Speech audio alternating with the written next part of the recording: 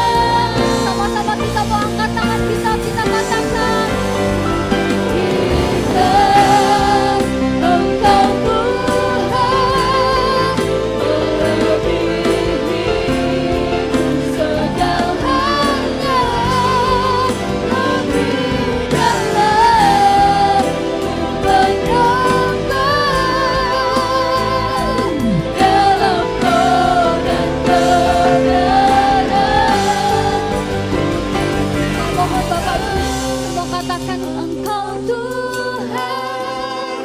Tiada kata yang bisa kami ucapkan Tuhan Yesus. Segalanya lebih dalam ku menyembah dalam roh. Sekali lagi jemaat saja katakan, kami mau meninggikan Engkau Tuhan.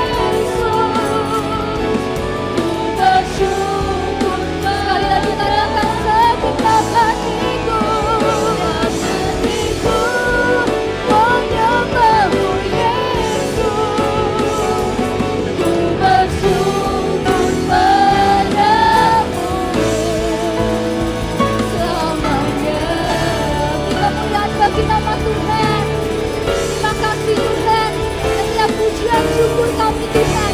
Kami mau naikkan di hadapan-Mu. Yang bersama-sama siap boleh katakan amin. Sekali lagi saya ingin menyapa. Shalom Bapak Ibu Saudara. Shalom. Saya ingin Bapak Ibu Saudara memberikan jabat tangan kepada kanan dan kiri. Katakan selamat hari Minggu, selamat beribadah.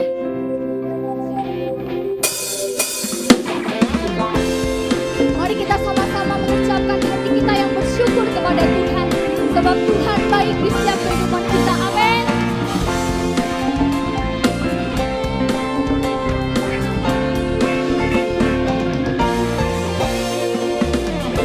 Dengan hati bersyukur masuk di hadirat-Mu, membawa pujian bagi-Mu Yesus. Ku memandang wajah-Mu, bersuka di depan-Mu, sambil menceritakan kasih. Katakan kami mau mengangkat tangan kepadamu Tuhan. Tanganku bersorak-sorai bagi kebaikan-Mu. Semuanya katakan Engkau baik. Engkau baik, sangat baik. Kasih setia-Mu tak pernah berubah. Engkau baik, sangat baik. Kasih setia-Mu tak pernah berubah. Sekali lagi kita mau katakan dengan siap ucapan syukur kami Tuhan. Kami datang di hadapan-Mu dengan hati bersyukur masuk di hadirat-Mu, membawa pujian bagi-Mu Yesus. Kita mau mengangkat tangan kita bersama-sama. Wajah-Mu bersuka di depan-Mu, sambil menceritakan kasih-Mu. Mari kita angkat tangan kita bersama-sama, katakan tanganku. Kami mau bersorak-sorai bagi kebaikan-Mu Tuhan. Kebaikan-Mu. Engkau baik, sangat baik. Kasih setia-Mu tak pernah berubah. Engkau baik, sangat baik. Kasih setia-Mu tak pernah berubah. Engkau baik, sangat baik. Kasih setia-Mu tak pernah berubah.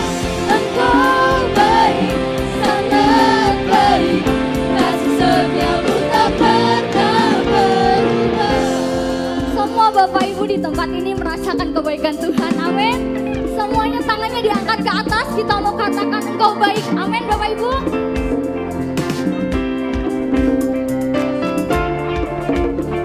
Semua katakan, tangannya dilambaikan ke atas sambil berkata Engkau baik, sangat baik. Kasih setia-Mu tak pernah berubah. Engkau baik, sangat baik. Kasih setia-Mu tak pernah. Sekali lagi katakan Engkau baik. Engkau baik, sangat baik. Kasih setia-Mu tak pernah berubah. Engkau baik, sangat baik. Kasih setia-Mu tak pernah berubah. Terima kasih Tuhan Yesus. Setiap kasih setia-Mu selalu baru Tuhan dalam hidup kami. Amin.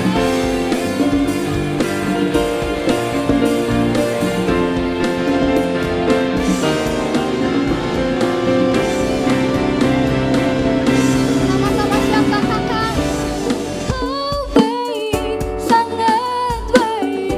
Kasih setia-Mu tak pernah berubah. Engkau baik, sangat baik. Kasih setia-Mu tak pernah berubah. Sekali lagi katakan Engkau baik Tuhan. Sangat baik. Kasih setia-Mu tak pernah berubah. Engkau baik, sangat baik. Kasih setia-Mu tak pernah berubah. Engkau baik, sangat baik. Kasih setia-Mu tak pernah berubah. Engkau baik, sangat baik. Kasih setia-Mu tak pernah berubah. Kemuliaan bagi nama Tuhan. Yang siap menerima kebaikan Tuhan katakan haleluya. Bapak Ibu siap untuk menerima terima sukacita surga pada pagi hari ini. Amin. Mari kita sama-sama pujikan, terima sukacita surga.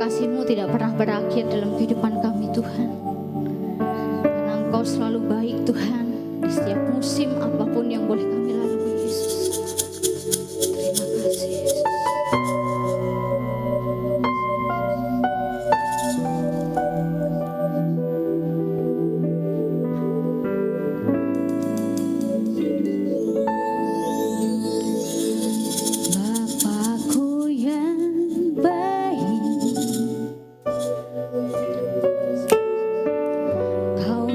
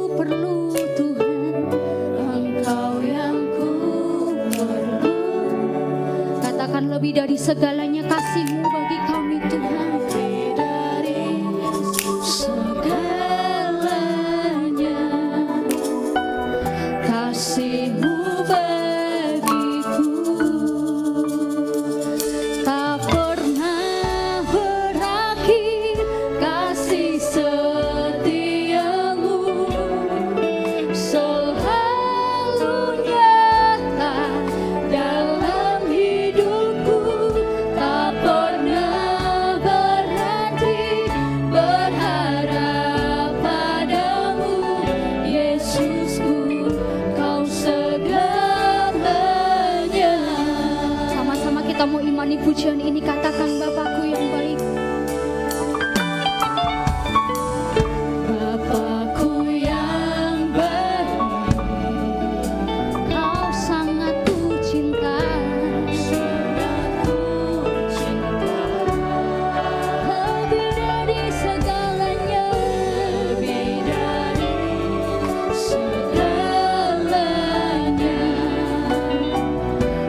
dalam hidupku. Bapakku yang baik, Bapakku yang baik, katakan Engkau yang kami perlu Tuhan, Engkau yang ku perlu. Kita mau katakan lebih dari segalanya Tuhan, lebih dari segalanya, kasih-Mu bagiku tak pernah berhenti, kasih setiamu selalu nyata dalam hidupku, tak pernah berhenti berharap padamu, Yesusku, Kau segala. Katakan bersama-sama, tak pernah berakhir, kasih setiamu selalu nyata dalam hidupku, tak pernah berhenti berharap padamu, Yesusku, Kau segalanya.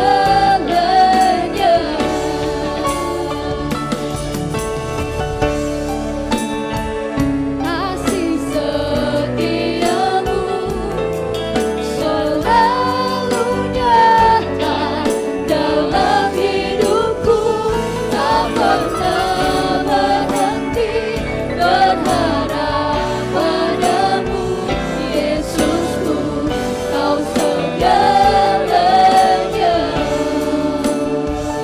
Yesusku, Kau segalanya. Yesusku, Kau segalanya.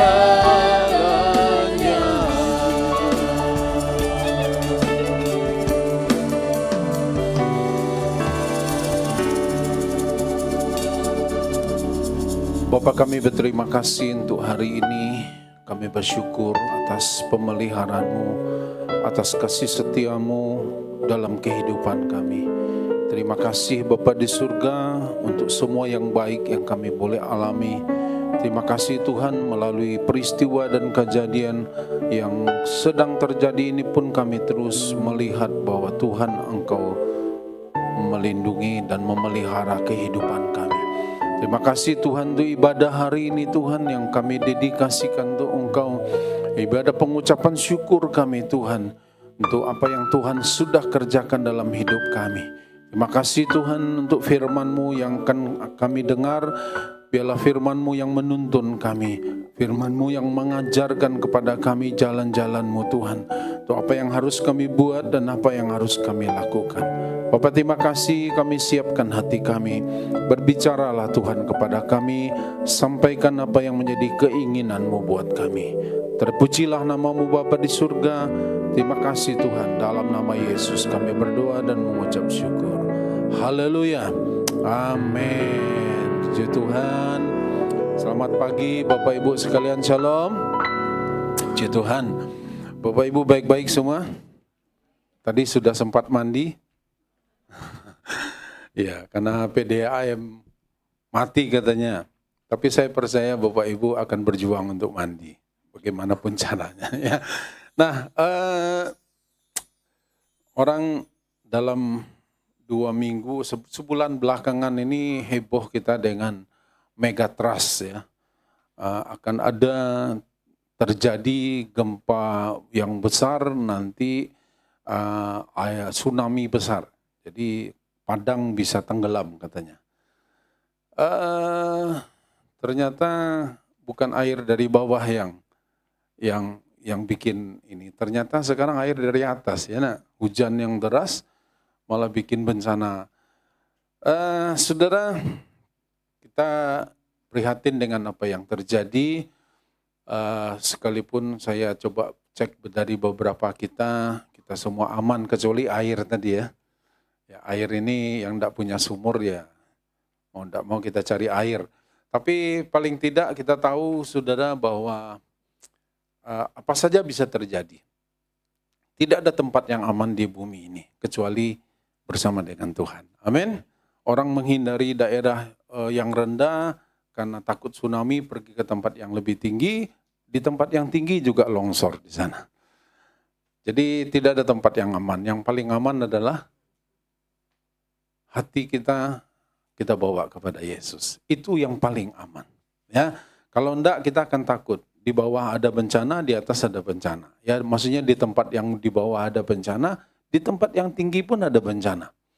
Ya, masih ingat Bapak Ibu beberapa waktu yang lalu di 2009 waktu gempa besar terjadi, kemudian ada seorang yang takut dan dia pindah ke Jakarta. Ya, dia jual asetnya di Padang, kemudian dia jual semua asetnya dan hari itu dia datang ke Padang untuk tanda tangan dengan notaris, jual beli semua asetnya. Besok dia akan pulang ke Jakarta, balik lagi ke Jakarta. Hari itu dia ada di hotel. Dan kemudian terjadi gempa lagi di 2010 kalau tidak salah ya. Dan kemudian ada banyak rumah yang roboh dan salah satu hotel tempat dia menginap itu yang roboh. Dia menghindar supaya hidup, dia pindah ke Jakarta, dia balik ke Padang, di Padang pun dia meninggal. Jadi tidak ada tempat yang aman di bumi ini. Percayalah Bapak Ibu ya. Makin kita takut, makin dia kejar kita. Ya, percaya enggak? Apa yang paling kita takuti itu yang akan mengejar kita. Ya, jadi bawalah hidup kita, semua hati kita, kekhawatiran, ketakutan kita bawa kepada Tuhan. Bersama dengan Tuhan itu tempat yang paling aman. Ya, oke. Saya tidak melarang Bapak Ibu mau pindah ke bagian yang paling atas, yang tinggi, silakan aja. Tapi jangan karena ketakutan, karena nanti yang kita takutkan itu yang mengejar kita. Ya. Nah, hari ini kita akan belajar, saya beri topik khotbahnya berdua satu tujuan. Ya, kalau mau beli plat mobil itu BA 217AN gitu ya. Berdua satu tujuan gitu ya. Tapi kelihatannya BA itu sudah ada yang beli, jadi tidak bisa beli nomor lagi ya. Nah, saudara, hari ini kita belajar bahwa dari setiap kita harus punya tujuan hidup. Ya, kita sekolah harus ada tujuannya. Ya, menikah ada tujuan enggak? Ada tujuannya. Ya, kita tinggal di bumi pun Tuhan punya tujuan. Jadi berdua satu tujuan, artinya Tuhan punya tujuan untuk hidup kita. Kita juga harus tahu tujuannya apa. Supaya kita berdua, kita dengan Tuhan, kita berjalan dalam tujuan yang sama. Ya, kalau berdua tujuannya berbeda, satu mau ke Tambing, satu mau ke Indarung, tidak bisa, mobilnya cuma satu. Ya. Jadi harus diputuskan mau tujuannya kemana. Ya. 1 Korintus 9 ayat yang ke-26. 1 Korintus 9 ayat 26 dikatakan begini, sebab itu aku tidak berlari tanpa tujuan dan aku bukan petinju yang sembarangan saja memukul. Ya. Aku tidak berlari tanpa tujuan dan aku bukan petinju yang sembarangan saja memukul. Nah, Bapak Ibu, satu kali seorang komentator tinju, ya, dia bilang ini, kenapa kemudian petinju ini di babak keberapa itu kelelahan dia sebelum berakhir ronde yang ke-12 kalau tidak salah waktu itu, dia sudah kelelahan. Kenapa? Karena seringkali pada waktu itu dia memukul tidak tepat di sasaran. Jadi waktu dia pukul, lawannya mengelak, dan dia itu hanya memukul angin. Dan itu menguras tenaganya dia.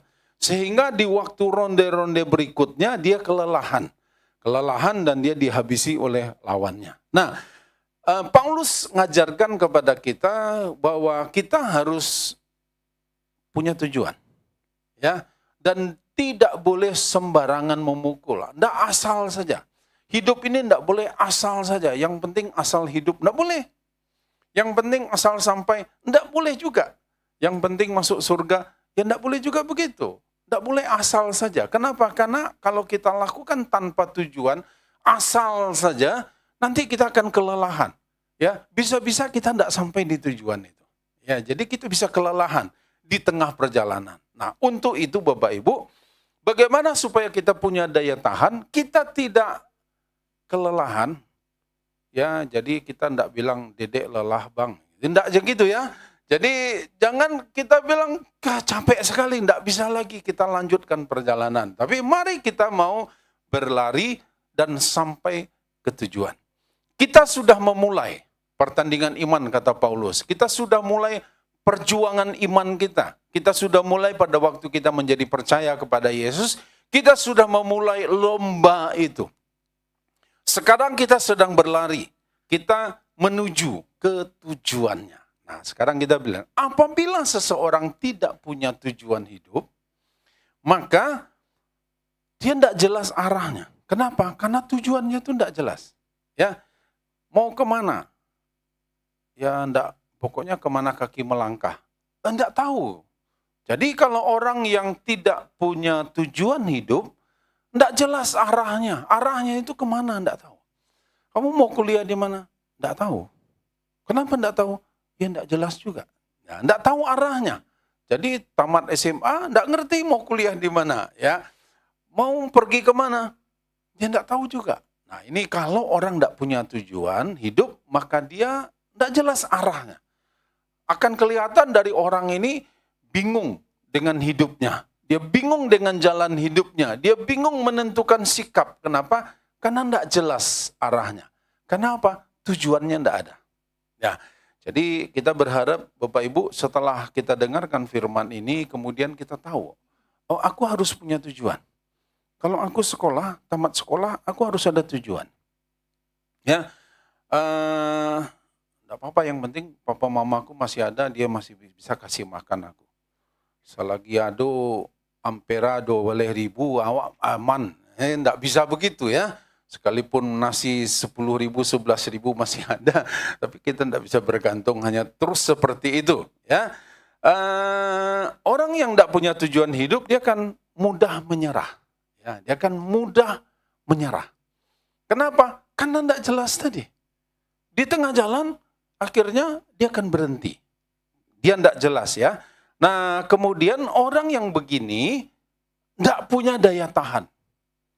Gampang sekali menyerah, gampang putus asa, gampang kecewa, gampang tinggalkan Tuhan, bahkan bisa tinggalkan pasangannya. Kenapa? Karena tujuannya tidak jelas. Ya, nanti kuliah tidak tamat, sekolah ogah-ogahan.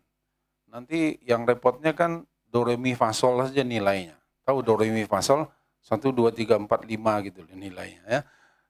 Tentu kita tidak mau begitu ya. Tentu kita tidak harapkan begitu. Nah, sekarang kalau kita punya tujuan hidup, maka yang pertama gini. Kalau orang punya tujuan hidup, maka yang pertama orang akan fokus kepada tujuan, bukan kepada penghalang. Ini kalau orang punya tujuan hidup, dia akan fokus kepada tujuan bukan penghalang. Misalnya begini, Bapak Ibu berjalan naik kendaraan dari Padang ke Bukit Tinggi. Kemudian di tengah perjalanan, entahkah itu di Lembah Anai, entah di mana, tiba-tiba terjadi macet. Kira-kira Bapak Ibu langsung balik kanan pulang enggak? Enggak. Kenapa? Karena tujuannya Bukit Tinggi, bukan Padang.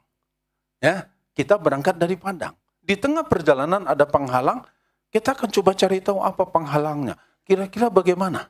Nah, jadi orang yang itu fokusnya kepada tujuan. Jadi kita belajar. Kalau Bapak Ibu tidak punya tujuan, hari ini coba lihat. Kira-kira aku ini fokusnya kepada apa ini? Kepada kalau kita sibuk hanya dengan penghalang, kita sibuk dengan tantangannya aja, kita sibuk dengan masalah, kita ribut terus dengan kesulitan-kesulitan ini, berarti jangan-jangan kita tidak punya tujuan hidup. Ya, contoh begini, Bapak Ibu. Kepada ibu-ibu yang hamil,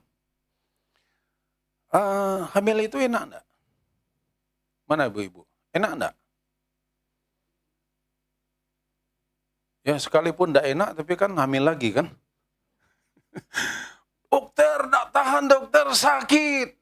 2 tahun, setahun kemudian punya anak lagi kan gitu. Tapi enak enggak masa kehamilan itu? Nah, enak. Ya, meskipun saya enggak pernah hamil ya. Tapi cerita-cerita dari orang-orang ibu-ibu yang hamil, enggak enak. Mau lari-lari enggak bisa lagi kan? Ya kan? Harus susah begini. Mau tidur miring enggak bisa, tidur terlentang terus pinggung sakit. Ya kan? Jalan, waduh, apalagi hamilnya sudah 6 bulan, 7 bulan, itu repot, enggak enak. Tapi kenapa bertahan? Karena fokusnya kan anaknya. Betul kan? Anaknya harus lahir. Nah, Tuhan, biarlah 2 tahun anak ini di dalam terus. Enggak bisa. Enggak bisa. Biarlah perut saya kecil terus. Enggak bisa. Tapi kenapa orang bertahan? Karena dia fokusnya kepada anaknya itu harus lahir. Ngerti ya? Jadi kalau orang punya tujuan, dia akan fokus kepada tujuannya. Penghalang dia lewati. Segala kesulitan dia akan terima. Dia akan jalani itu. Nggak ngomel-ngomel. Kan nggak mungkin dia protes sama suaminya. Gantianlah kita hamil gitu. Ya nggak bisa juga kan. Nggak mungkin juga. Kenapa? Ya memang kodratnya begitu. Nah jadi orang yang punya tujuan yang pertama, dia akan fokus kepada tujuannya, bukan kepada tantangan penghalangnya. Ya. Filipi pasal 3 ayat 13. Katakan begini. Filipi 3 ayat 13. Saudara-saudara, aku sendiri tidak menganggap bahwa aku telah menangkapnya, tetapi ini yang kulakukan, aku melupakan apa yang ada di belakangku dan mengarahkan diri kepada apa yang ada di hadapanku. Tujuan. Jadi dia lupakan. Ada kesulitan, ada tantangan yang sedang dia hadapi. Di belakangnya, dia bilang, enggak, aku fokusku tuh enggak ke situ. Aku fokusnya itu ke depan. Yang ada di hadapanku. Tujuan. Ya, saya berdoa Bapak Ibu, tujuan kita belum selesai, kita belum sampai di tujuannya. Artinya kita masih hidup di bumi. Ya, kita masih belum sampai di tujuan. Jangan menyerah dengan apapunnya. Jangan fokus kepada yang sulit yang sedang kita hadapi. Semua tantangan, masalah, kesulitan akan ada akhirnya. Yang penting kita fokus kepada tujuan. Ayo kita ucapkan sama-sama, fokus kepada tujuan. Fokus kepada tujuan. Oke ya. Nah, kemudian satu ayat lagi, Roma 8 ayat 18. Sebab aku yakin bahwa penderitaan zaman sekarang ini, berarti ada penderitaan ya. Ya, setiap kali kita baca 100 tahun yang lalu, ayatnya sama. Hari ini kita baca juga, masing-masing zaman ada penderitaannya, ada kesulitannya. Jadi dikatakan bahwa penderitaan zaman sekarang ini tidak dapat dibandingkan dengan kemuliaan yang akan dinyatakan kepada kita. Ada kemuliaan yang akan dinyatakan kepada kita. Ini tujuannya. Jadi penderitaannya kita akan lewati, kita akan hadapi. Kita tidak perlu menghindari, kita akan hadapi. Kenapa? Karena fokus kita kepada tujuan. Ya, fokus kita kepada tujuan. Nah, kita coba lihat satu video. Ya.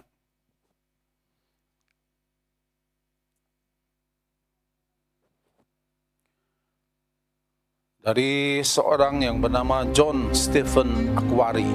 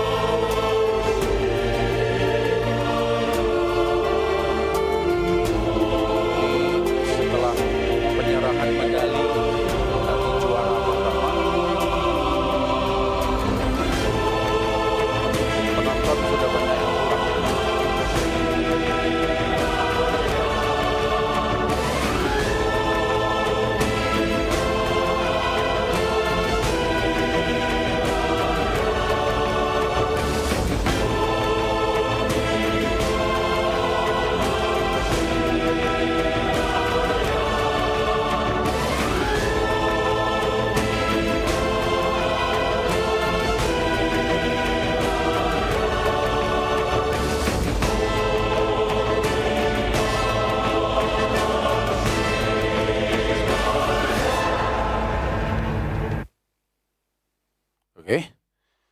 John Stephen Akhwari, pelari maraton Tanzania. Ini di Olimpiade musim panas tahun 1968 di Meksiko. Dalam perlombaan maraton itu, di tengah perjalanan, dia itu cedera kakinya, di lututnya. Dan kemudian pelari maraton yang lain terus, nah sampai akhirnya sudah ada yang juara dan kemudian dikalungkan medali. Nah, John Stephen Akhwari, dia terus mencoba, kemudian tim kesehatan sudah berkata kepada dia, oke, kamu tidak bisa melanjutkan karena kamu cedera. Kamu lanjutkan terus, kamu paksa terus berlari, maka akan ada kemungkinan cedera kamu makin parah dan kamu tidak akan bisa jadi pelari lagi. Tapi kemudian John terus berkata, enggak, aku akan terus berlari. Jadi sampai setelah selesai penyerahan medali, dan kemudian dia tidak bisa berlari dengan baik, dia tertatih-tatih, kadangkala dia berjalan, menahan sakitnya, dan sampai kemudian panitia mengumumkan bahwa akan ada satu pelari lagi yang masih tersisa. Dan stadion waktu itu sudah gelap dan penonton sudah sebagian besar sudah pulang. Tapi akhirnya mereka sebagian masih tinggal dan kemudian mereka menunggu John. Dan dengan tertatih-tatih ya tadi yang itu video yang sebetulnya dengan tertatih-tatih kemudian dia terus melangkah sampai dia akhirnya finish. Dan begitu selesai wartawan bertanya, John, kan kamu tidak mungkin juara lagi. Kamu sudah tahu, kamu sudah tertinggal jauh. Jadi dia bilang gini, negara saya yang 5.000 mil jauhnya dari tempat ini, dia pelari Tanzania. Dia mengirim saya tidak untuk memulai pertandingan, tapi dia mengirim saya untuk memulai pertandingan dan menyelesaikannya. Menang atau kalah itu bukan urusan. Tapi saya harus selesaikan pertandingan ini.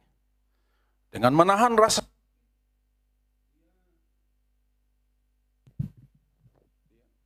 dengan menahan rasa sakit, dia terus berlari.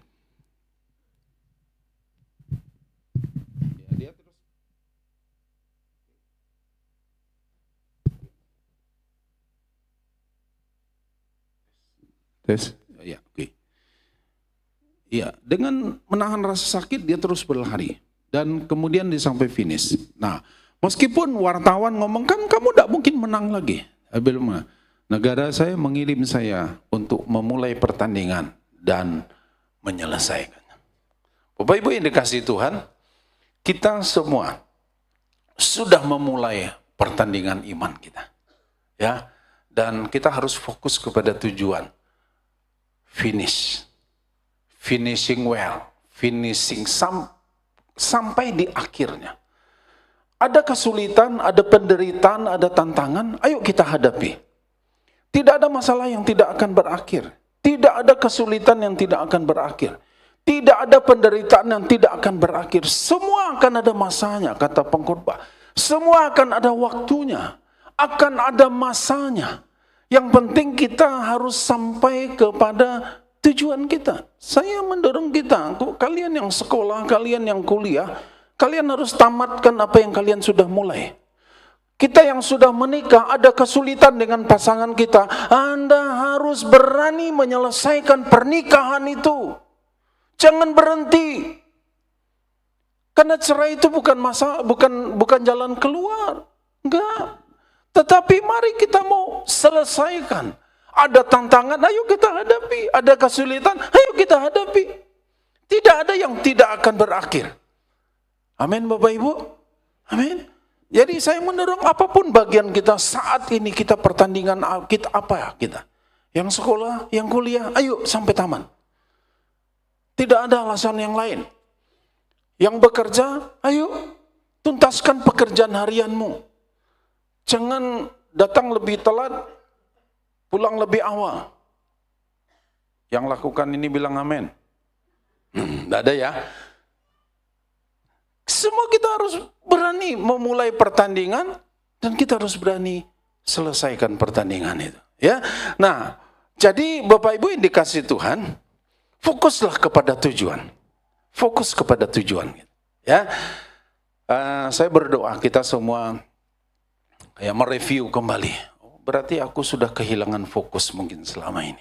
Ya, fokus harusnya aku sekolah, aku lebih banyak bermain. Harusnya aku kuliah, aku lebih banyak ngopi.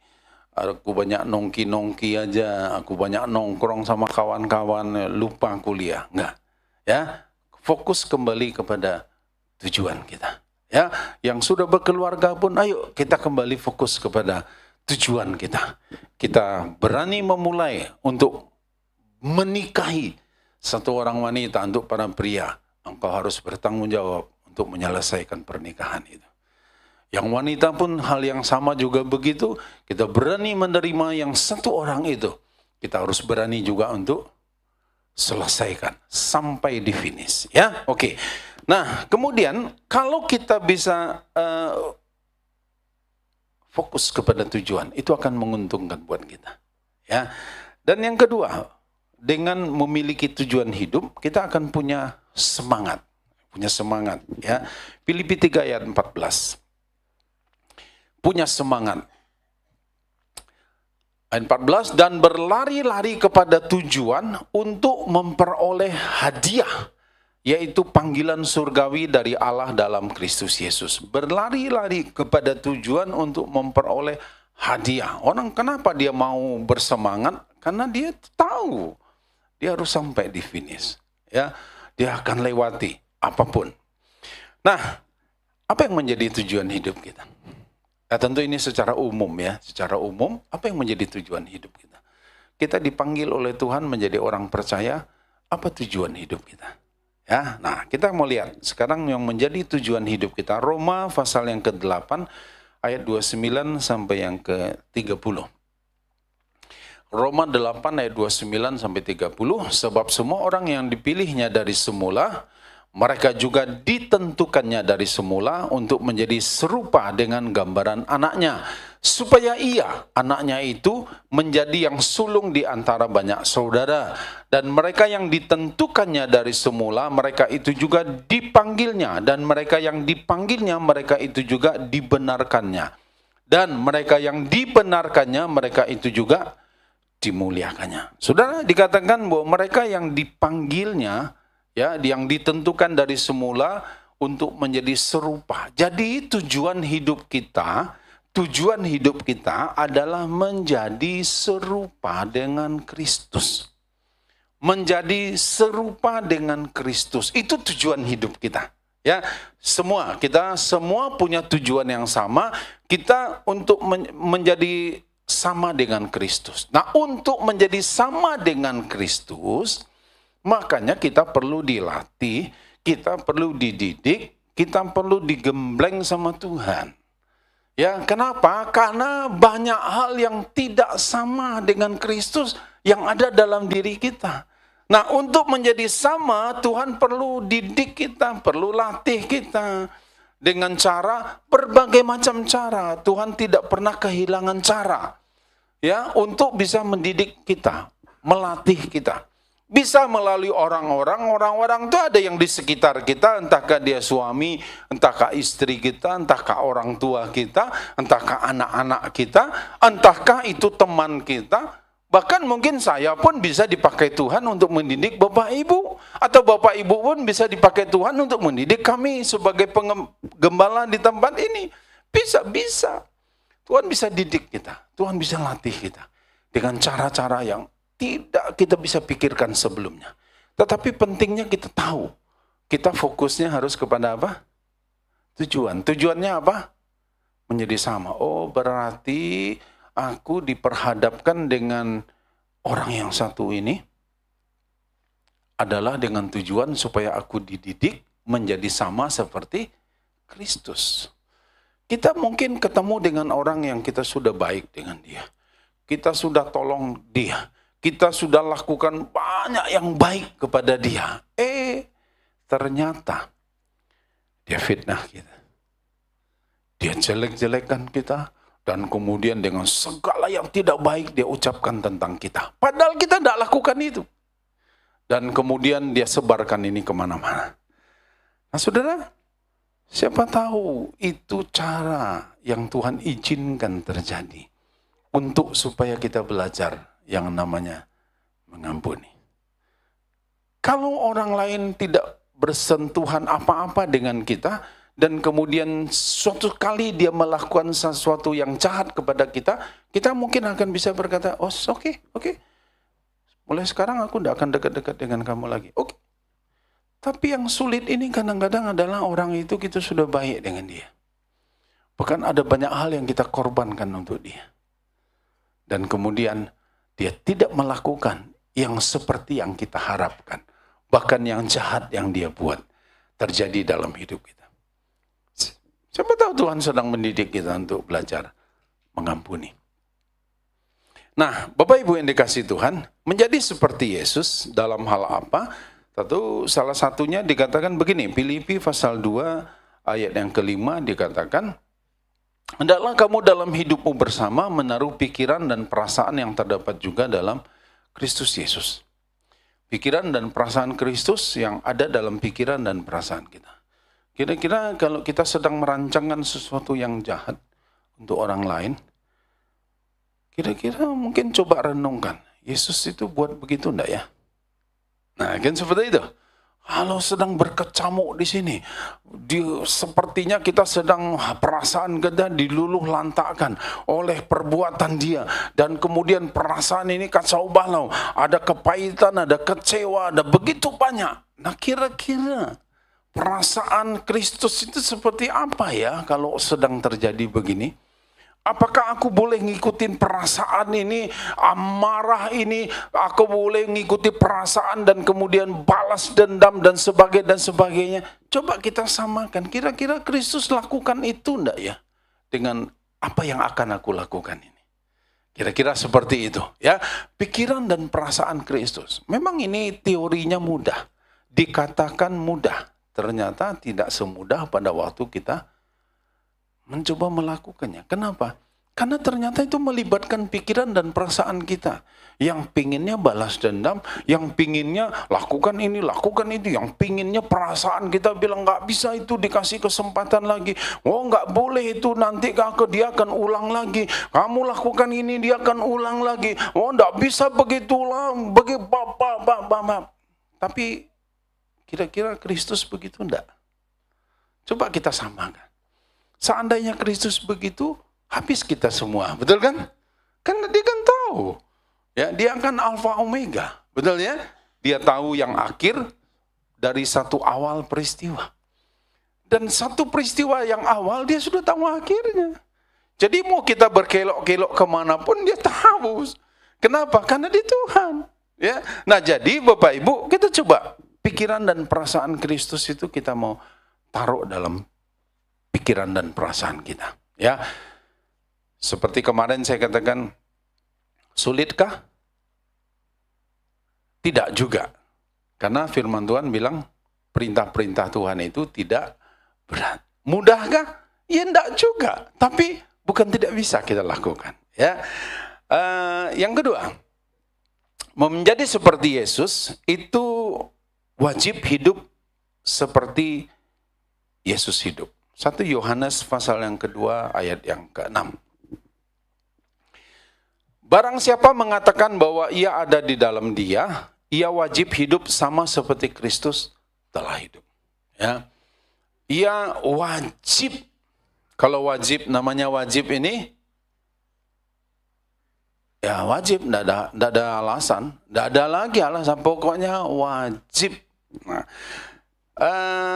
kita wajib hidup seperti Kristus hidup. Nah, Bapak Ibu, wajib hidup seperti Yesus hidup. Yesus sudah, kenapa Yesus jadi manusia? Sebetulnya dia ingin kasih contoh tuh untuk manusia-manusia yang lain. Bahwa aku nih jadi manusia. Kodrat manusia itu ada dalam diri Yesus. Dia lapar, dia haus, ya, dia perlu istirahat. Tapi dia katakan gini, aku tuh ngalami. Pada waktu aku diludahi, kira-kira perasaan manusianya itu berkecamuk enggak? waktu dia disiksa, dia dicambuk, dia katakan dia mandiri. Bahkan kalau kita tahu di Taman Getsemani, sebelum Yesus mengalami siksaan itu dikatakan keringatnya itu seperti darah yang titik-titik, ada darah yang keluar dari pori-porinya. Menurut penelitian, bisakah darah itu keluar dari pori-pori manusia? Bisa. Kalau manusia itu stres berat, maka pembuluh darah halus itu bisa pecah. Pembuluh darah yang pecah itu bisa membuat keluar dari pori-pori dia. Yesus tahu dia mengalami satu penderitaan yang berat.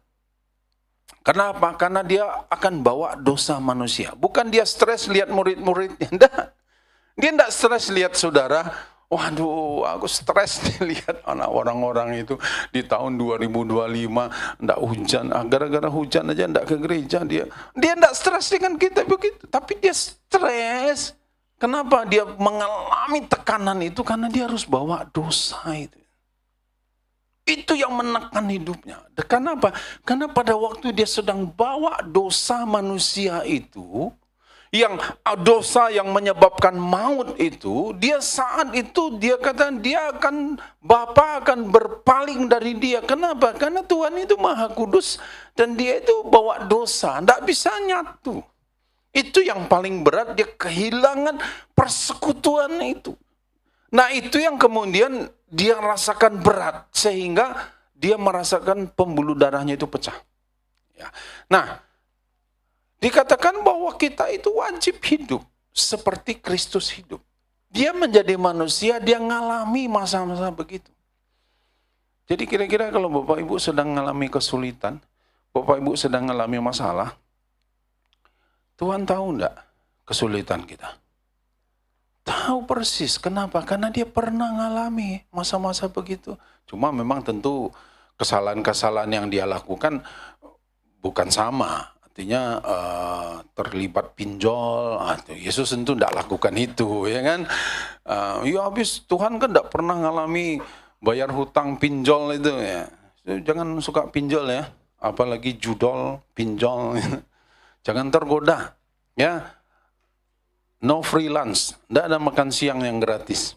Ya, artinya orang ngasih pinjaman uang memangnya mau cuma-cuma? Enggak ada, dia tidak baik hati kok, enggak. Oh dia baik, saya dapat 10 juta, kan kadang kan gampang di HP gitu. Tiba-tiba saya dapat lu 30 juta. Waduh gampang sekali, hanya dengan handphone saja, hanya daftar tanpa ada anggunan. Waduh, kita pikir gampang. Orang yang hancur gara-gara judi online, orang yang hancur gara-gara pinjaman online itu terlalu banyak. Saya berdoa Bapak Ibu jangan lakukan itu. Yang suka lakukan bilang amin. Tidak ada yang, berarti Bapak Ibu tidak lakukan itu ya. Saya berdoa jangan lakukan, amin. Ya, jangan tergiur sedikit pun. Meskipun mudah, hanya modal handphone saja, tapi dikejar kita seumur hidup. Orang itu punya cara untuk menghancurkan hidupmu. Ya, saya terlalu banyak lihat kenyataan yang seperti itu. Iseng-iseng aja judi online, sekali main, 2 kali main menang. Karena selalu begitu ya, sekali main, 2 kali main menang. Setelah itu, lebih banyak kalahnya, dan akhirnya kalah terus. Makin digedein, kamu dapat tambahan pinjaman lagi karena kamu selama ini rajin mengembalikan pinjaman. Makin terjerumus kita. Ya, jadi jangan pikir dia baik hati, dia kasih pinjaman lagi, kita tolong kita, enggak. Dia sedang berkata, aku sedang menghancurkan hidupmu. Ya, jadi saya berdoa jangan tergoda. Amin, anak-anak muda, ya, bapak-bapak juga, ibu-ibu jangan tergoda. Pinjam dulu, nanti kita akan habis. Ya, kita wajib hidup, cara hidup ya Yesus yang kita perlu ikuti. Ya, seperti apa Yesus hidup? Ya, tentu banyak di Alkitab, makanya kita perlu baca Alkitab supaya kita tahu apa yang Yesus lakukan. Dan Roh Kudus akan ada di dalam kita, yang ada di dalam kita akan memberitahu kepada kita cara hidup seperti apa yang harus kita ikuti. Roh Kudus yang ada di dalam kita akan menuntun, membimbing kita, akan kasih tahu kepada kita, jangan lakukan itu. Ayo buat yang ini, lakukan yang benar. Kamu harus fokus kepada tujuanmu. Jangan fokus kepada apa yang sedang terjadi. Jangan tergiur dengan godaan-godaan di tengah perjalanan. Fokus kepada tujuan. Ya, di Bukit Tinggi tujuan kita, ternyata di Padang Panjang ada sate yang enak. Yuk, mampir dulu makan sate, makan siang. Tunggu aja sampai sore. Tunggu sampai malam makan sate 3 kali di sana. Tidak sampai-sampai kita ke Bukit Tinggi. Ya, ada godaan boleh, tapi jangan biarkan godaan itu menghalangi kita sampai kepada tujuan. Ya, nah, wajib hidup sama seperti Yesus hidup. Kemudian yang berikutnya, orang yang untuk menjadi seperti Yesus, kita harus belajar mencintai apa yang Yesus cintai. Kita harus mencintai apa yang Yesus cintai. Siapa saja yang Yesus cintai? Yohanes 13 ayat 34 katakan begini. Aku memberikan perintah baru kepada kamu, yaitu supaya kamu saling mengasihi. Saling mengasihi. Bukan hanya kita mengasihi, tapi orang pun harus mengasihi. Saling mengasihi, ya, sama seperti aku telah mengasihi kamu, demikian pula kamu harus saling mengasihi, harus saling, jangan hanya sepihak saja. Kita pun menerima kasih dari orang lain, kita pun harus belajar memberi kasih kepada orang lain. Bahasa Indonesia kan sudah ngajarin kepada kita. Kan kita suka ngajar sama anak-anak kita kan, kalau dikasih makanan sama orang lain bilang apa? Terima kasih. Sudah terima kasih. Kan begitu ya? Betul kan? Terima, jangan sendiri aja, jangan terima aja. Tapi kita juga harus kasih lagi kepada orang lain. Berbagi. Ya. Jadi jangan ngajarin sama anaknya begitu, tapi kita lupa. Terima saja, tidak mau kasih. Ya, amin orang tua. Ya, terima kasih. Ayo bilang sama sebelahnya, terima kasih. Gitu ya. Nah, sekali lagi apa? Terima kasih. Belajar kita menerima, tapi kita juga harus belajar memberi. Itu hukumnya itu begitu. Tidak boleh terima saja, tapi harus terima kasih, ya, bahasa yang bagus, ya, yang kita harus praktekkan, ya. Sekali lagi bilang apa? Terima kasih, ya. Oke, belajar menerima, tapi juga belajar memberi, itu konsepnya. Nah, apa ya? Kemudian kita coba lihat Lukas pasal 6 ayat 27. Tetapi kepada kamu yang mendengarkan aku berkata kepadamu, kasihilah musuhmu, berbuatlah baik kepada yang apa? Yang mengasihi kamu. Amin. Oh, enggak ya? Oh, coba kita baca lagi apa? 2, 3. Tetapi kepada kamu yang mendengarkan aku berkata, kasihilah musuhmu, berbuatlah baik kepada orang yang membenci kamu. Berbuat baik kepada orang yang bukan hanya mengasihi, membenci. Ya, saudara, ini konsep saya pernah ngajarin, maksudnya saya ulang lagi ya. Firman Tuhan kan berkata begini, bagaimana sih cara kita mengasihi kepada musuh kita? Salah satu tips cara, karena dia bilang gini, di mana hartamu berada, di situ hatimu berada. Ulang ya, di mana hartamu berada, di situ hatimu berada. Jadi kalau kita bilang kepada orang yang membenci kita, aku mengasihi kamu, salah satu caranya itu bagaimana? Kita mesti bawa hati kita kepada dia. Betul kan? Karena kan kita harus mengasihi. Nah, pada waktu kita bawa hati kita kepada dia, karena di mana hatimu berada, di situ juga hartamu berada. Jadi artinya apa? Berkati dia dengan hartamu. Tapi dia akan mencengkelkan, Pak. Nanti dia terima, nanti dia pikir saya guna-guna dia, kasih makanan. Sudah kan bisa cara yang lain, berkati dia. Ya kan? Tapi artinya itu begini, kalau kita bilang kita bawa hati kita, kan di mana hatimu berada di situ, harta kita juga berada di situ. Jadi kalau ada orang yang menjengkelkan kita, ini saatnya kita memberkati dia. Amin. Amin. Amin Bapak Ibu. Meskipun tidak saya mudah kah? Tidak mudah juga, tapi bukan tidak mungkin. Sulit kah? Tidak sulit juga, asalkan kita mau. Itu aja masalahnya, ya. Jadi kalau ada orang yang menjengkelkan kita, yang Tuhan katakan, kita wajib hidup sama seperti Yesus hidup, kita belajar mencintai yang Yesus cintai. Yesus mencintai orang berdosa. Dia tidak mencintai dosanya.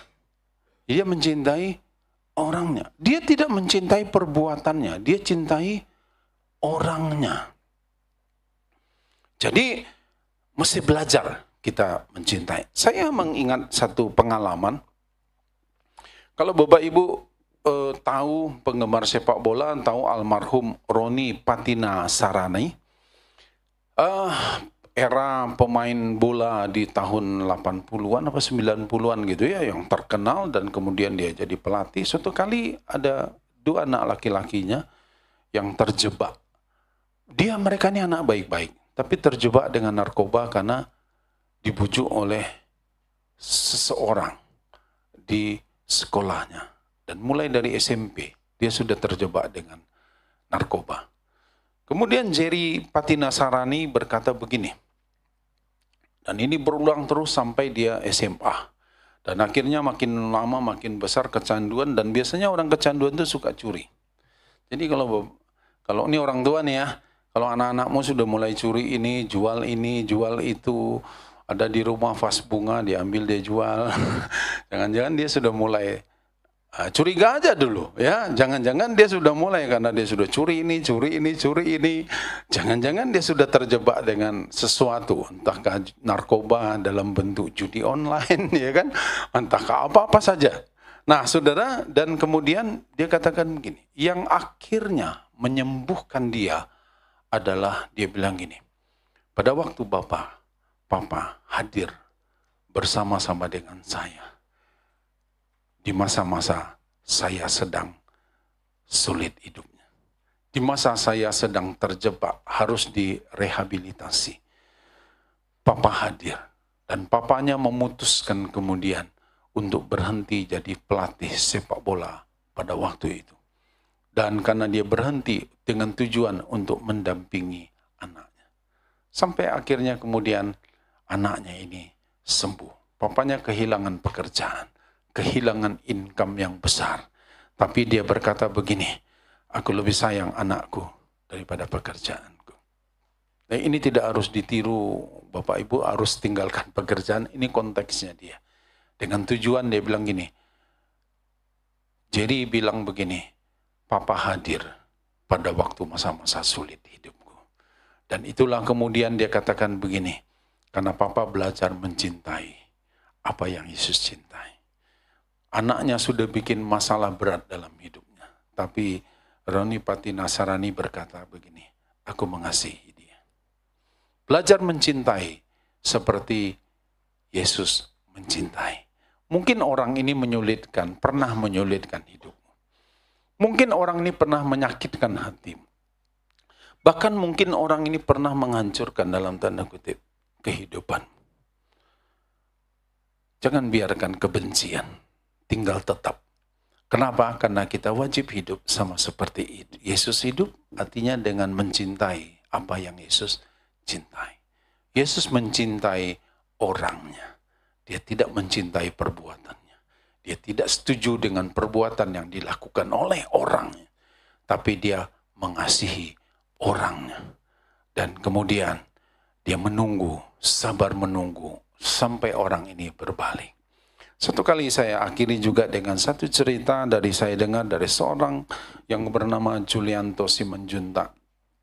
Seorang pakar bimbingan konseling yang sangat, kalau Bapak Ibu boleh lihat di YouTube-nya. Dan kemudian dia berkata begini, karena dia ini anak laki-laki dari berapa bersaudara itu, dan kemudian satu kali bapaknya pernah bilang nih, kalau sekali ini anakmu lahir juga laki-laki, aku akan ceraikan kamu. Padahal yang benih itu datang dari mana, Bapak Ibu? Laki-laki, bukan dari perempuan. Perempuan tidak bisa menciptakan jenis kelamin apa. Benih itu tetap dari laki-laki. Lahirlah dia, si Uco ini. Dan kemudian dia dipakaikan pakaian perempuan dari kecil. Dan ini singkatnya susah hidupnya.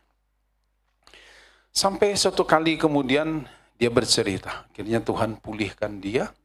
Dan Bapak Ibu ingat yang saya pernah katakan, kecenderungan hati itu. Apa yang dia terima dari orang tuanya, maka dia akan punya kecenderungan untuk melakukan kesalahan yang sama. Dan apa yang dilakukan, dia lakukan dalam bentuk yang berbeda kepada anak. Dia jadi maniak kerja, padahal waktu itu dia sudah pendeta, sudah pelayanan, sampai anaknya bilang gini, Papa punya waktu untuk orang lain, tapi Papa tidak punya waktu untuk saya, anaknya. Dan anaknya itu jadi berontak. Sampai satu kali kemudian anaknya tidak mau ke gereja lagi, dan bahkan anaknya sudah jadi seperti orang ateis. Dia bilang tidak mau percaya Tuhan lagi. Apa yang dilakukan oleh Bapak ini? Sampai kemudian singkatnya satu kali dia putuskan begini, dia pindah, dia mundur dari penggembalaan, dan kemudian dia putuskan dia tinggalkan Jakarta, dia tinggal di kota Salatiga. Dan keputusannya untuk apa? Untuk mendampingi anaknya. Karena anaknya sudah dikeluarkan dari beberapa sekolah, akhirnya dia dampingi anaknya. Dan hari ini anaknya sudah mengalami pemulihan, dan kemudian sudah sekolah di luar negeri, dan sudah besar. Artinya apa? Dia belajar mencintai apa yang Yesus cintai. Sekali lagi Bapak Ibu, mungkin suamimu menyakitkan hatimu, menjengkelkan engkau. Mungkin istrimu melakukan hal yang sama. Sakit sekali dengan apa yang dia lakukan. Anak-anakmu melakukan hal yang seperti itu. Tidak seperti yang kau harapkan. Mungkin siapa saja. Mungkin orang tuamu. Tapi hari ini kita mesti belajar mencintai apa yang Yesus cintai. Kalau Yesus mencintai kita, dia terima kita apa adanya. Kenapa kita tidak belajar juga menerima orang lain apa adanya? Tanpa harus menuntut dia seperti yang saya mau. Gak bisa. Kenapa? Karena kita berbeda. Ya. Kami juga berdua belajar begitu. Kami mungkin kalau menurut pribadi kita mungkin udah bilang, aku gak cocok begini, anda cocok. Tapi itu tidak alasan untuk kita membuat kita terus, ya sudah akhiri saja pernikahan. Tidak begitu. Kami belajar saling menerima. Sesuai enggak? Banyak juga yang enggak sesuai. Tapi kan kita belajar saling menerima. Ya memang apa adanya dia begitu. Dan kami enggak harus menuntut dia begini, harus begini, harus begini. Enggak. Kalau dituntut terus begitu, kapan selesainya? Enggak bisa, dia harus begini, dia harus begini, harus begini. Kapan selesainya? Untuk apa kita menikah? Memangnya mau menikah untuk ribut terus? Iya kan? Memangnya mau bertengkar terus tiap hari? Mau ribut terus tiap hari, tidak pernah selesai-selesai. Untuk apa kita menikah? Amin, Bapak Ibu, suami istri. Untuk apa kita menikah? Memangnya mau ribut? Ya ribut aja tiap hari. Tapi kan siapa yang mau ngalami yang seperti itu. Ingat aja tujuannya apa. Kita mau menikah untuk apa? Untuk saling membahagiakan, amin. Ya sudah, kalau dia menyakitkan, ingat aja Yesus lakukan apa? Memberkati orang yang menyakitkan hatimu. Menyakitkan, yang melukakan hatimu, mendukakan engkau, berkati dia. Kenapa? Karena itu firman. Jadi kita mengasihi seperti mengasihi apa yang Yesus kasih, mencintai apa yang Yesus cintai. Setuju Bapak Ibu? Ya, belajar ya, mari belajar. Fokus kepada tujuan. Fokus saja kepada tujuan. Apa tujuan pernikahan kita? Yang sekolah, apa tujuanmu? Yang kuliah, apa tujuanmu? Yang bekerja, semua. Apa tujuanmu? Fokus kita kepada tujuan. Secara umum. Tujuan kita adalah menjadi sama seperti Yesus. Untuk itulah kita mau hidup seperti Yesus. Mari kita berdoa.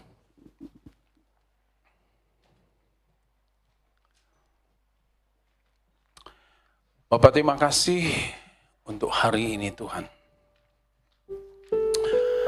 Ampuni kami seringkali kehilangan tujuan.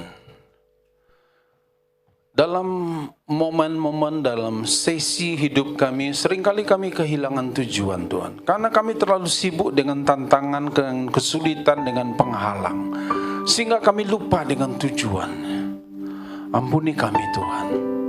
Hari ini Engkau mengingatkan kembali kepada kami, supaya kami fokus kepada tujuan dari kehidupan kami. Bapak, terima kasih Tuhan. Terima kasih Bapak di surga. Dalam segala perkara Tuhan punya rencana yang lebih besar dari semua yang terpikirkan. Apapun yang kau perbuat, tak ada maksud jahat. Sebab itu ku lakukan semua denganmu Tuhan. Ku tak akan menyerah pada apapun juga, sebelum ku coba semua yang ku bisa, tetapi ku berserah kepada kehendak-Mu. Hatiku percaya Tuhan punya rencana.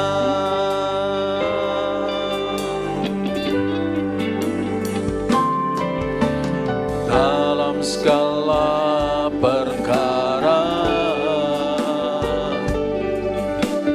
Tuhan punya rencana yang lebih besar dari semua yang terpikirkan. Apapun yang kau perbuat, tak ada maksud jahat. Sebab itu ku lakukan semua denganmu Tuhan. Ku tak akan menyerah pada apapun juga, sebelum ku coba semua yang ku bisa, tetapi ku berserah kepada kehendak-Mu. Hatiku percaya percaya Tuhan punya rencana. Saya undang kita bangkit berdiri.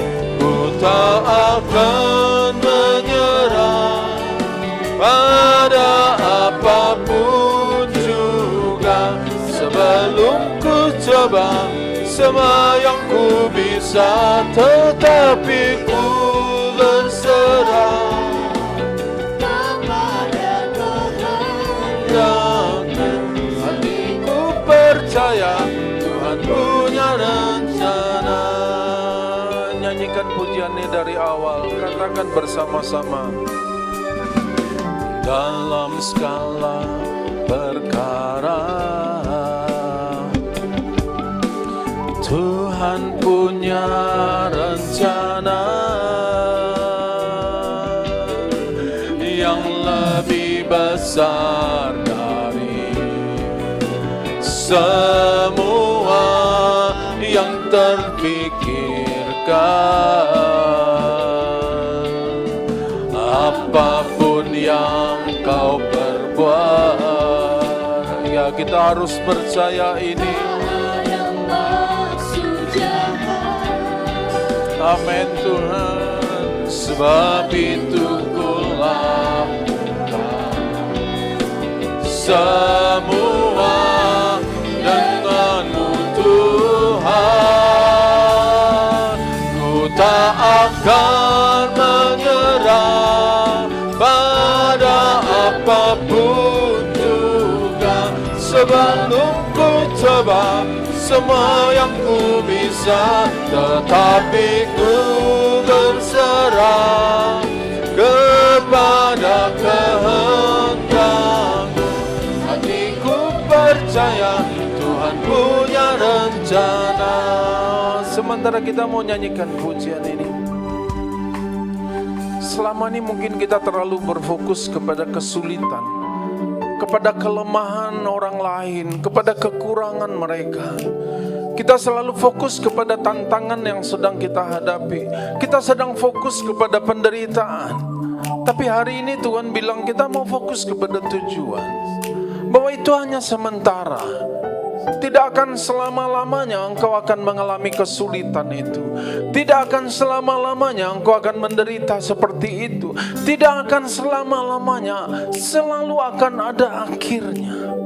Yang Tuhan mau adalah fokuslah kepada tujuan, sehingga engkau tidak putus asa, engkau tidak kecewa, engkau tidak menyerah di tengah jalan.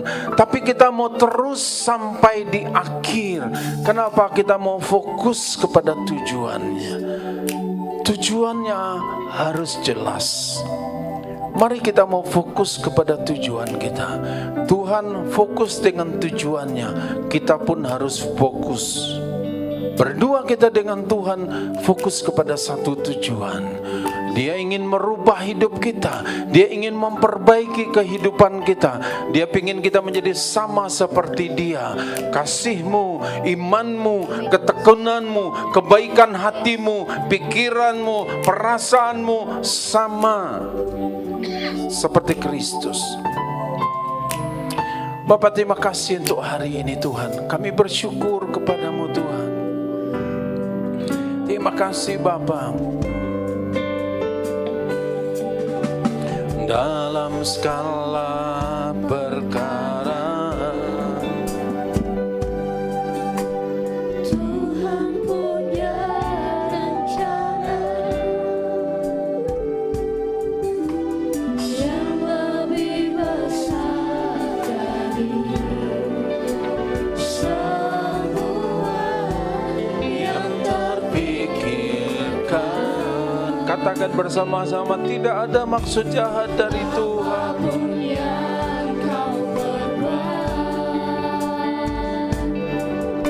Tak ada maksud jahat, sebab itu ku lakukan semua denganmu Tuhan. Ku tak akan menyerah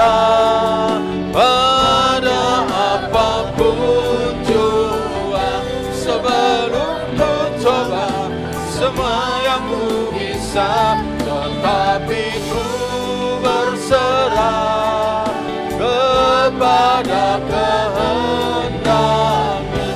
Hatiku percaya Tuhan punya rencana. Ku tak akan menyerah pada apapun juga, sebelum ku coba semua yang ku bisa, tetapi ku berserah kepada kehendak-Mu. Hatiku percaya Tuhan punya rencana. Ku tak akan menyerah pada apapun juga, Sebelum ku coba semua yang ku bisa, tetapi ku berserah kepada kehendak-Mu. Hatiku percaya Tuhan punya rencana. Hatiku percaya Tuhan punya rencana. Hatiku percaya Tuhan punya rencana.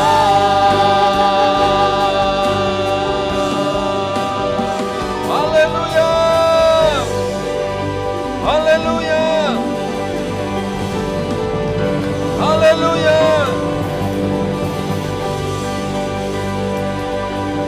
Terima kasih Tuhan. Terima kasih Tuhan. Kami akan berfokus kepada tujuan Tuhan. Kami percaya Tuhan, setiap kami tidak akan menyerah dengan tantangan yang ada. Kami tidak akan putus asa dengan kesulitan yang ada, tapi kami akan terus melangkah maju. Karena kami tahu Tuhan Engkau bersama-sama dengan kami. Bersama-sama Tuhan akan terus sampai kepada tujuan. Sampai kepada tujuan. Kami tidak akan menyerah. Kami tidak akan menyerah. Terima kasih Tuhan. Terima kasih Bapa. Kami bersyukur kepada-Mu. Terima kasih Tuhan untuk hari ini. Ini kami Tuhan, anak-anak-Mu. Ampuni kami sering salah menduga. Kami salah paham dengan apa yang Engkau buat Tuhan. Sedikit pun tidak ada yang jahat padamu, karena Engkau adalah Allah.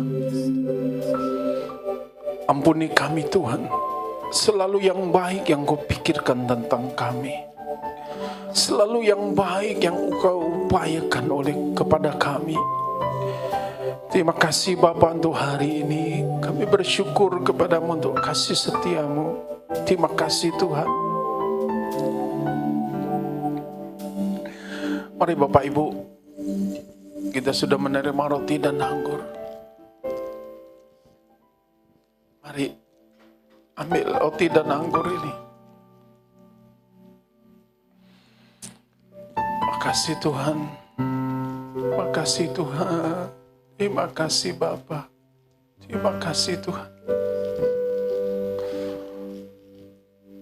Mungkin ada ayat-ayat yang berbicara kepada kita saat ini.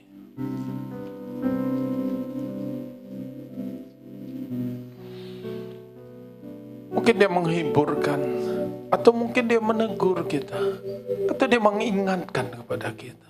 Itulah bagian dari kasih Tuhan kepada kita. Terima kasih Tuhan.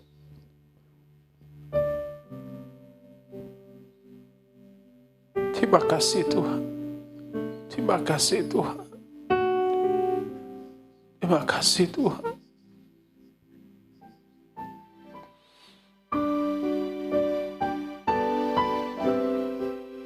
Engkau mengasihi kami semua Tuhan. Terima kasih Bapa di surga. Makasih Tuhan.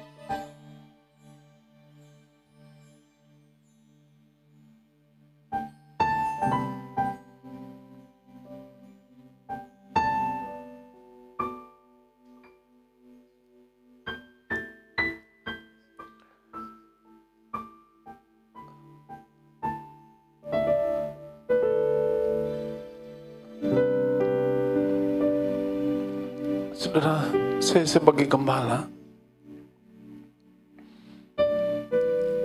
saya akan bacakan ayat ini.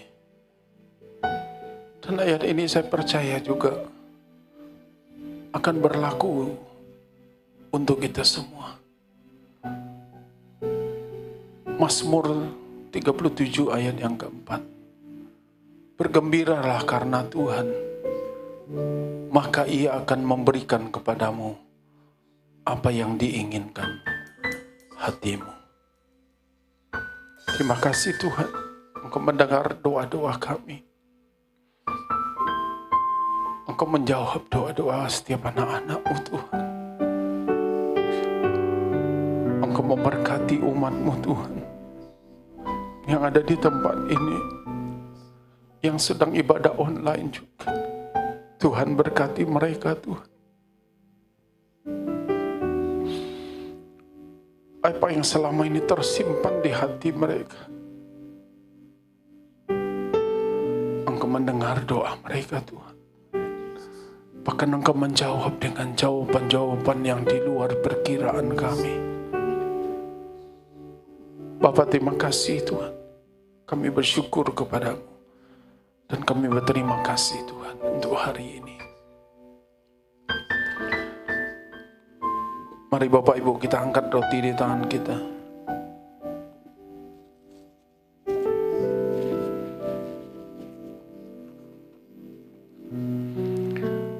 Makasih Bapa di surga.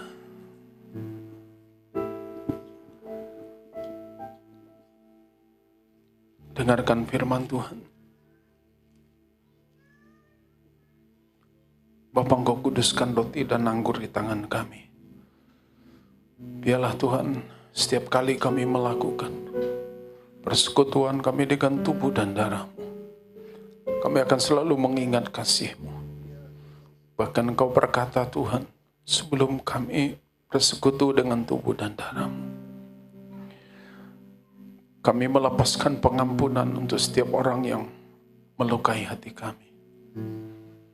Kami melepaskan pengampunan untuk mereka. Kami tidak mau hidup dalam kegelapan karena kebencian, karena amarah, karena kekecewaan. Terima kasih Bapa di surga.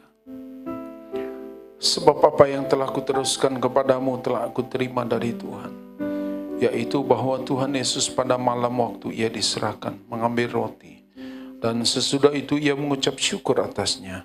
Ia memecah-mecahkannya dan berkata, inilah tubuhku yang diserahkan bagi kamu. Perbuatlah ini menjadi peringatan akan aku. Saudaraku, bukankah roti di tangan kita melambangkan tubuh Kristus yang sudah terpecah bagi kita semua? Amin. Makanlah dalam nama Tuhan Yesus.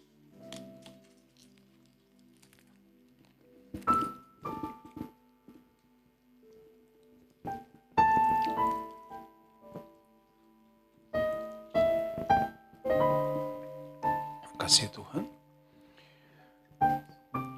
Demikian juga Ia mengambil cawan, kita angkat cawan di tangan kita.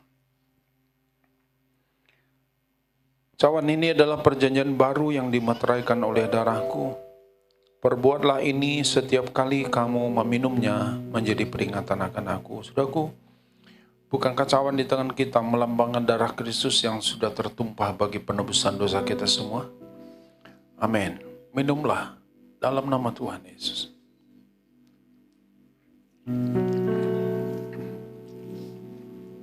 Mari kita mengucap syukur kepada Tuhan.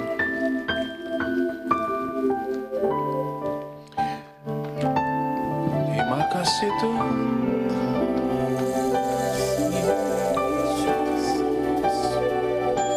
Kami bersyukur Tuhan. Kami berterima kasih.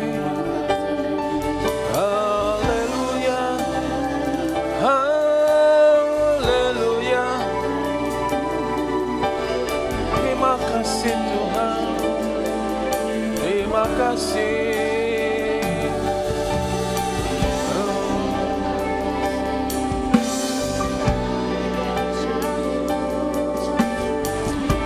Terima kasih Tuhan.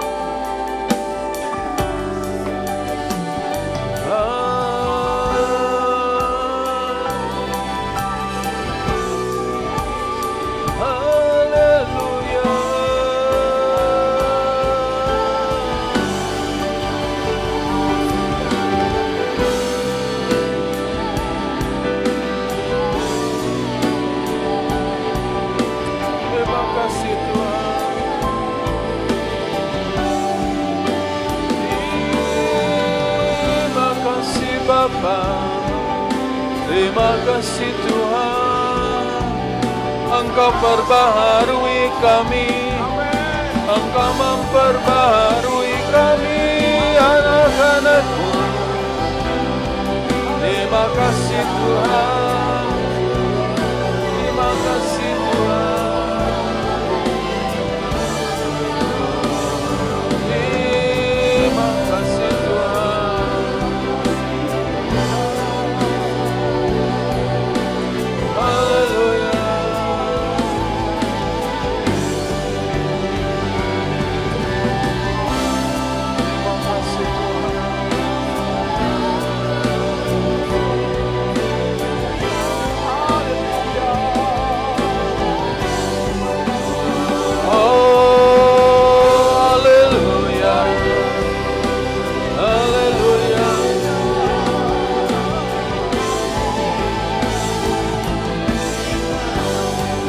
Bersyukur padamu Tuhan, sebab kasih setiamu di dalam hidupku.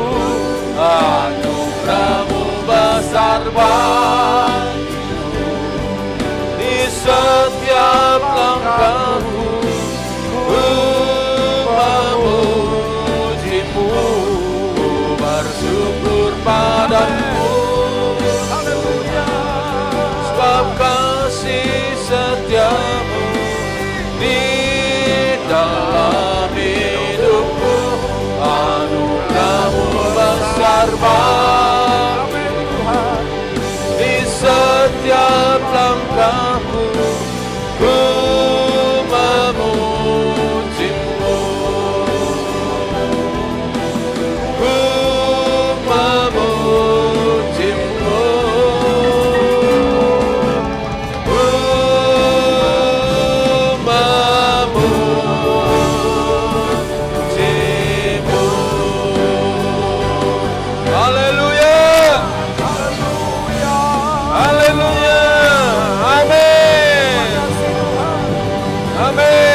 Kami bersyukur Tuhan untuk hari ini.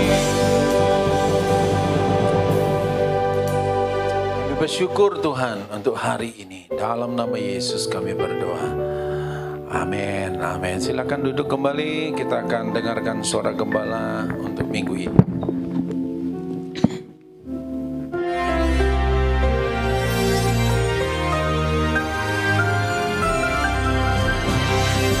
Pada akhir dari bulan November ini, semua warga kerajaan tetap pertahankan ketekunanmu.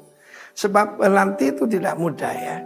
Sabar menanti, pertama-tama kita harus tahu bahwa yang berjanji itu tidak sembarangan. Dia berjanji, dia pasti menepati. Dalam hal ini Tuhan, melalui hambanya itu Samuel. Kita melihat apa yang terjadi pada Saul, bagaimana he lost his kingdom. Dia kehilangan kerajaan, sama seperti Adam. Adam bukan kehilangan pekerjaan, dia kehilangan kerajaan. Bahkan budaya kerajaan. Di dalam 1 Samuel 13 ada satu kisah di mana ketika tentara Filistin datang dengan masif sekali.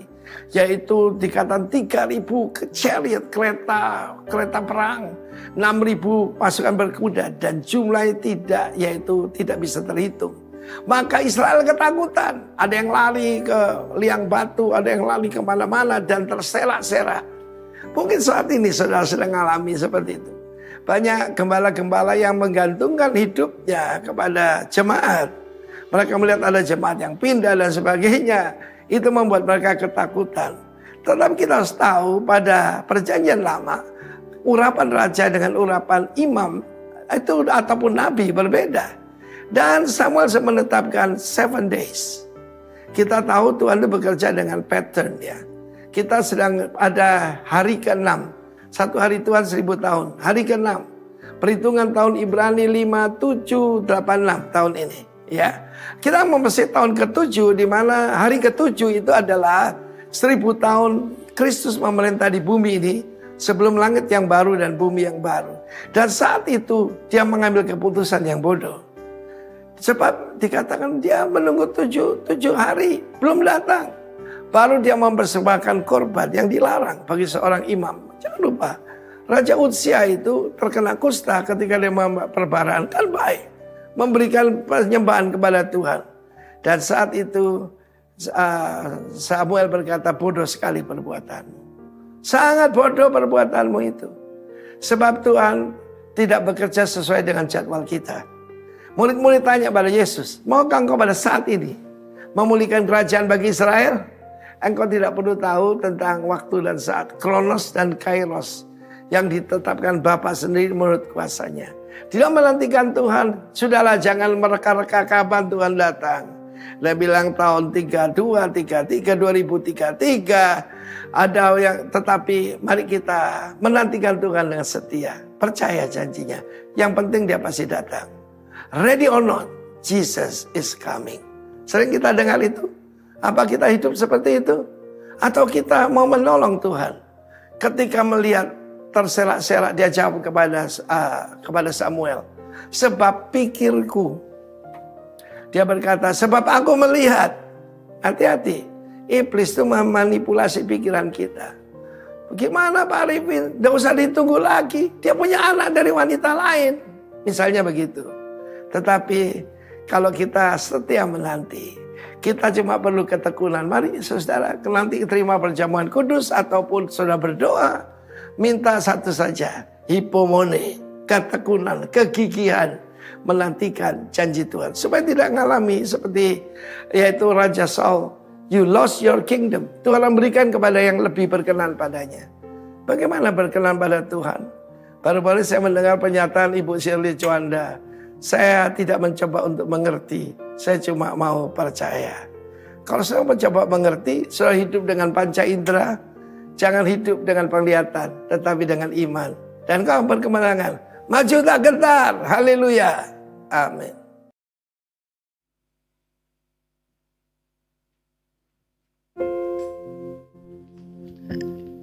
Mari saya ajak Bapak Ibu Saudara untuk bisa bangkit berdiri bersama-sama. Kita akan mengakhiri ibadah kita pada pagi hari. Sebab kau besar, perbuatanmu ajaib, tiada seperti engkau, tiada seperti engkau. Sebab kau besar, perbuatanmu ajaib, tiada seperti engkau. Seperti engkau, sebab kau besar Tuhan, sebab kau besar, perbuatanmu ajaib, tiada seperti engkau, tiada seperti engkau. Sebab kau besar, perbuatanmu ajaib, tiada seperti engkau.